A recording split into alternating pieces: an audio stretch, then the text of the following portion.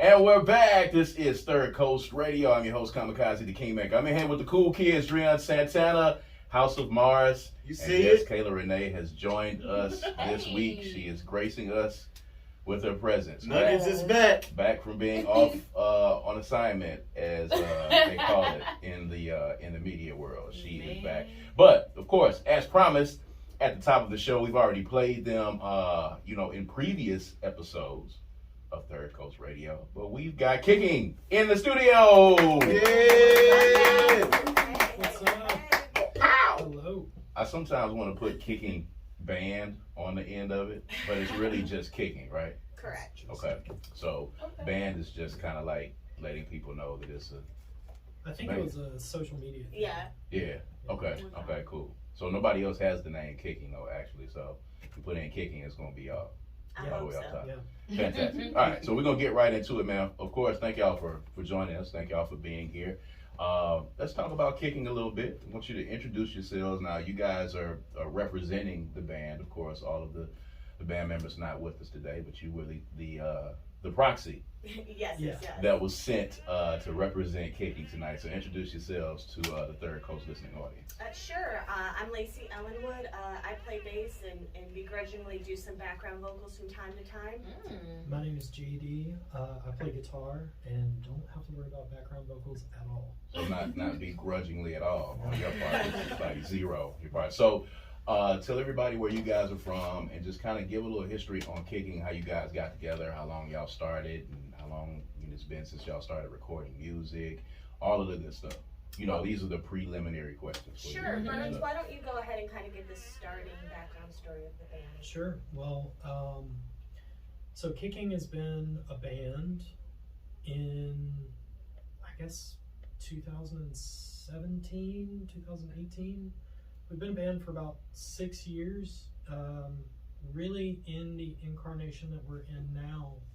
For the majority of that time, we did pick up a new member, a new drummer last summer, the summer of 2020 maybe. Yes. That September, our drummer Henry Atherton, he moved back to the Pacific Northwest.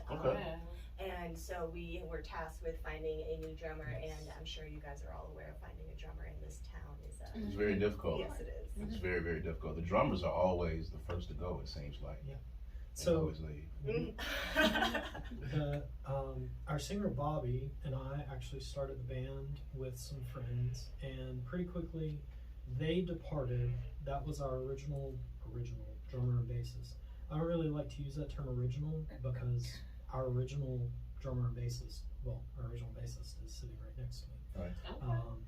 So they pretty quickly departed, and I had been kind of bothering Lacey and my co-guitar player Sarah to join the band. And when the other people left, they just moved in. So Sarah and I joined, I want to say maybe second live show. So summer of 2017 is when Sarah and I kind of jumped in and started playing with Kicking. We had played in bands previously together, so it was a really easy transition. And like JD said, he'd been pestering both of us to be in a band with him for a while, but we had just been doing other projects. So What bands were you in before then? Were these here? Yes, Okay. they were local. So Sarah, Grace, Shepard, and I were both in a punk rock band called No Ma'am. When Big Sleepy, it was a punk rock venue downtown. We played their opening night for a show. Shouts out to Big Sleepy. I know, R.I.P., right? Yeah. And so we were in No Ma'am for a while until that band kind of dissolved, and then we started another band, kind of a shoegaze band called Lisbon Deaths, and then that kind of also dissolved, as bands tend to do. And so thankfully we had Kicking to kind of slide on into, so we were very fortunate in that way. Yeah. That's cool. At that time, I was playing kind of sideman with Space Wolf, which was a really kind of about Space Wolf. established local band. And I had been working on the music for Kicking, what would become Kicking, and just decided it was the right time to kind of focus on it.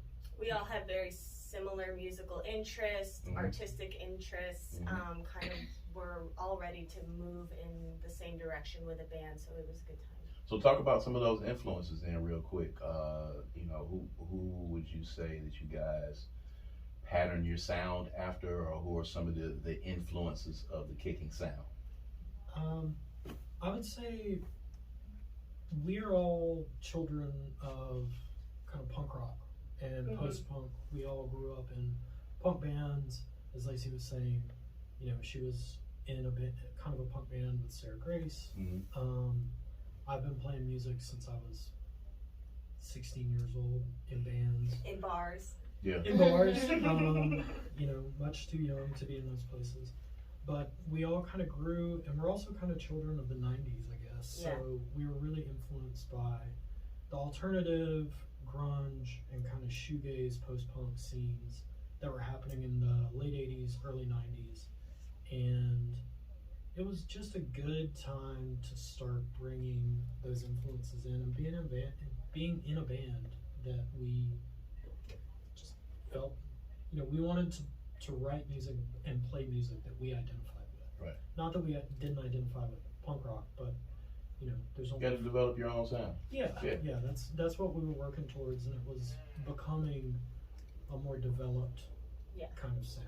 So to answer your question with some examples, some of the basics, you know, the Deftones, My Bloody Valentine, Sonic Youth. I am a little bit older than some of the other members in the band, and I grew up in Western New York, so there's a really big hardcore music scene. So I come from some of that background as well, playing hardcore music.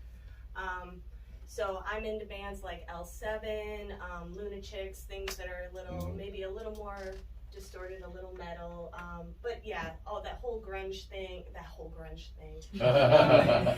riot girl scene. It was once a thing, and not anymore. And you know what? It never stopped being a thing for me. As everybody in the band knows, I basically just dress like it's 1996, and nothing has really evolved.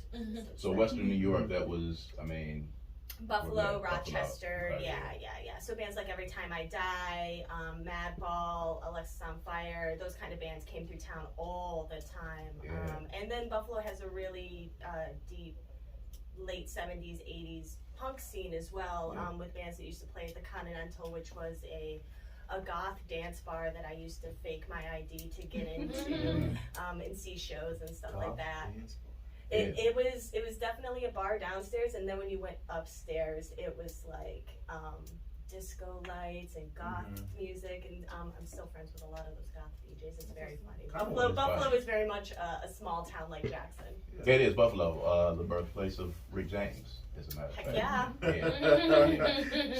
And Benny the Butcher and Griselda. Let's So go. shouts out to Buffalo. I've always been intrigued at how Buffalo was able to have a football team, and it's still been there all these years. Dude, there are die-hard, hardcore Bills fans, like old guys that will sit at the bar and still talk about wide right, and they're drinking their Jenny Cream Ale at like 11 o'clock in the morning, and Because the Sabres is the only other sports team in Buffalo, right? Well, there's that, and then there is the Bandits, which is a very successful lacrosse team.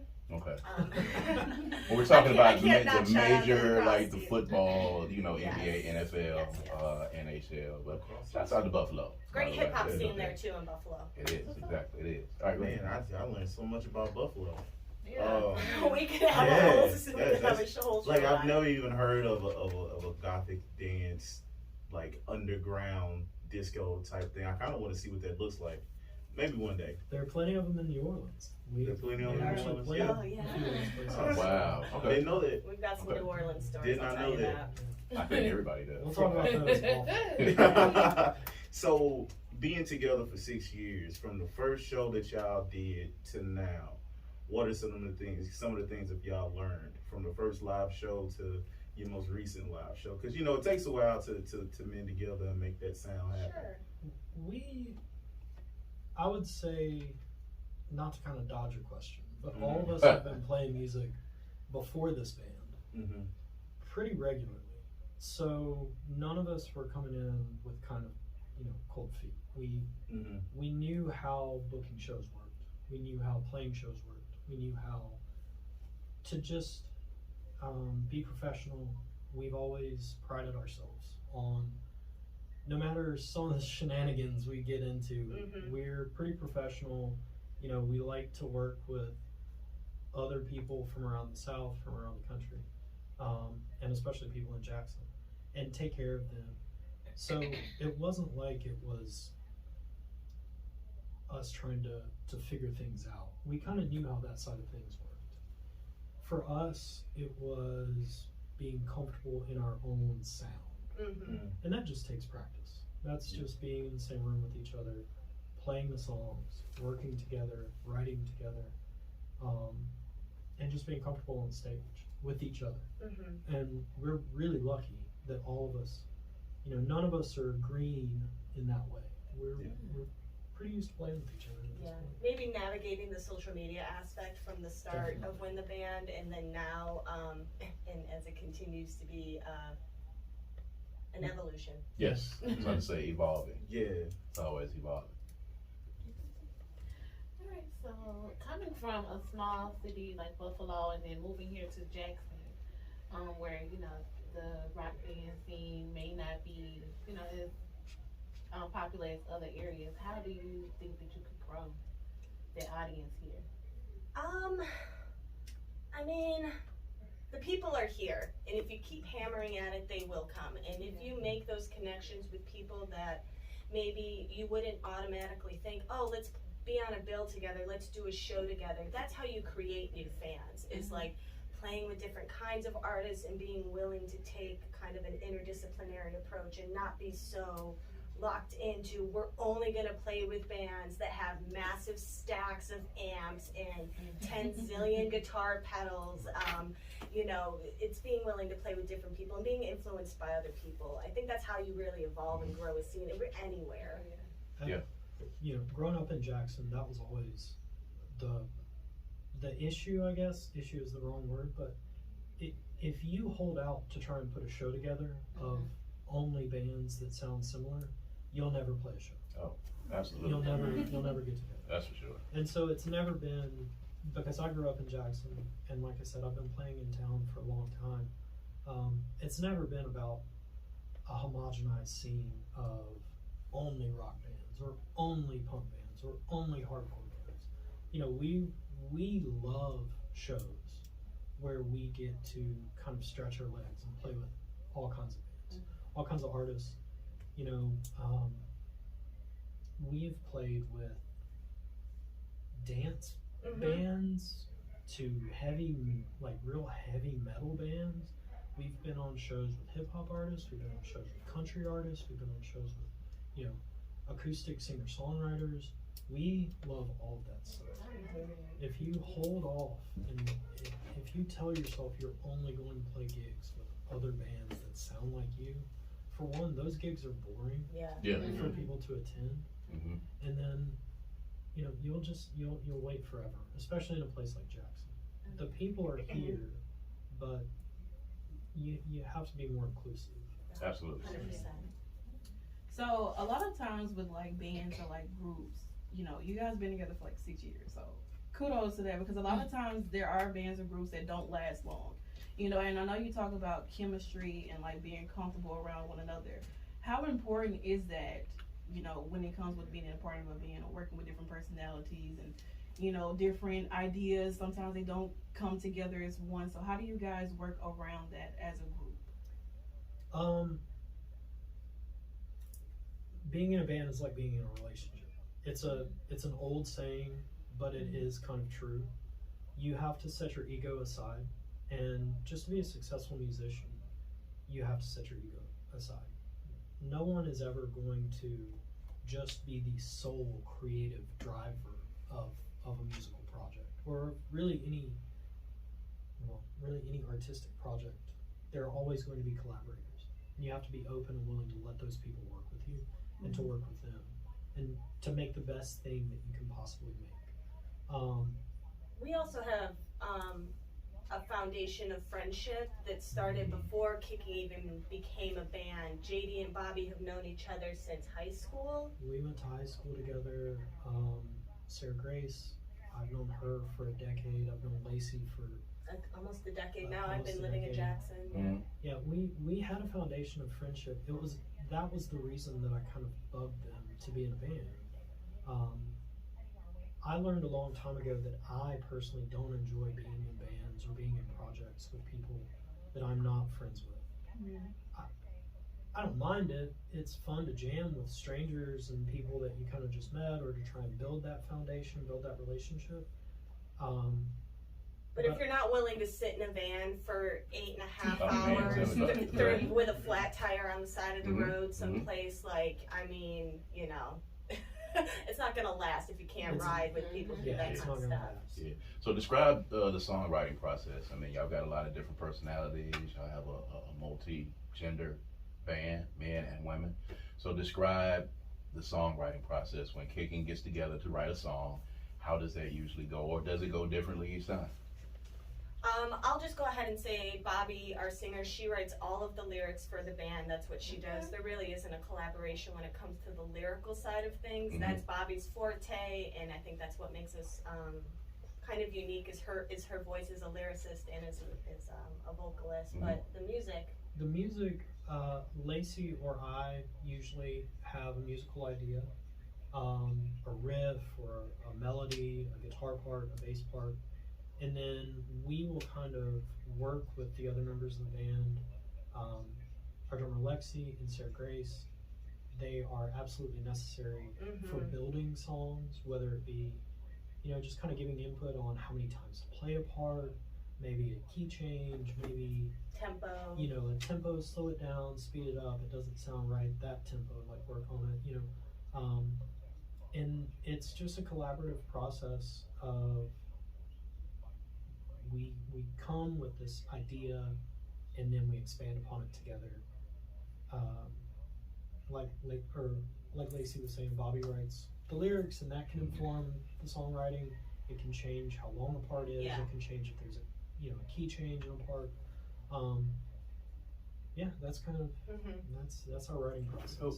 So, any shows coming up? Let's talk about what you guys have coming up live. And, of course, we have one of the new records that you have in that we've been playing on Third Coast Radio. Because, of course, we play all genres of music on Third Coast Radio. So you can hear absolutely anything that's musical here on Third Coast Radio. Because we support independent artists all statewide. So, is there a project?